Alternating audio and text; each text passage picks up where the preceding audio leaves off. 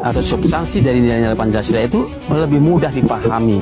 Namun di tengah globalisasi, bagaimana Indonesia mampu menjadikan Pancasila sebagai jati diri dan eksistensi Pancasila harus terus dijaga di tengah era globalisasi untuk menghadapi segala potensi ancaman bagi negara melalui implementasi nilai Pancasila dan Halo semuanya, perkenalkan nama saya Steve Sojia, mahasiswa Prodi Sistem Informasi UPBJ Jakarta.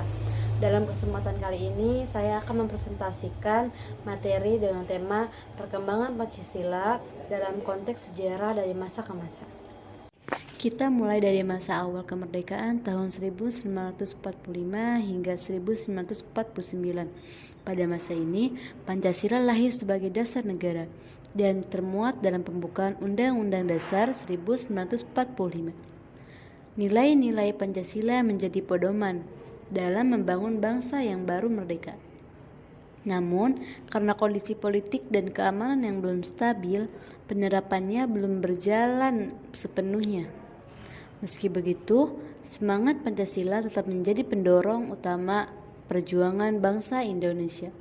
Selanjutnya, pada tahun 1949 hingga 1950, Indonesia sempat berubah menjadi Republik Indonesia Serikat atau RIS.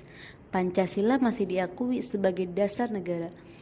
Namun, peran dan penerapannya agak melemah karena adanya berbagai negara bagian dengan kepentingan masing-masing. Untungnya, masa RIS tidak berlangsung lama. Tahun 1950, Indonesia kembali menjadi negara kesatuan Republik Indonesia dan Pancasila tetap menjadi dasar negara yang sah. Kemudian, masuk ke masa demokrasi terpimpin di bawah Presiden Soekarno tahun 1959 hingga 1966 melalui Dekret Presiden.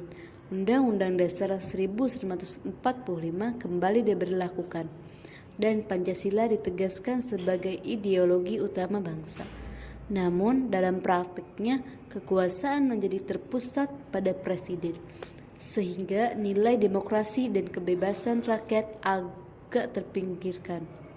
Walau begitu, nilai-nilai persatuan dan gotong royong tetap di ujung tinggi sebagai semangat Pancasila. Berlanjut ke masa Orde Baru tahun 1966 hingga 1998 di bawah kepemimpinan Presiden Soeharto, pemerintah menjadikan Pancasila sebagai satu-satunya asas dalam kehidupan berbangsa dan bernegara. Melalui program P4 yaitu Pedoman Penghayatan dan Pengalaman Pancasila, masyarakat diajarkan untuk memahami nilai-nilai Pancasila.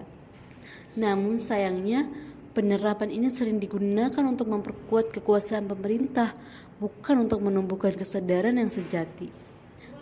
Dan akhirnya tibalah kita pada masa reformasi sejak tahun 1998 hingga sekarang.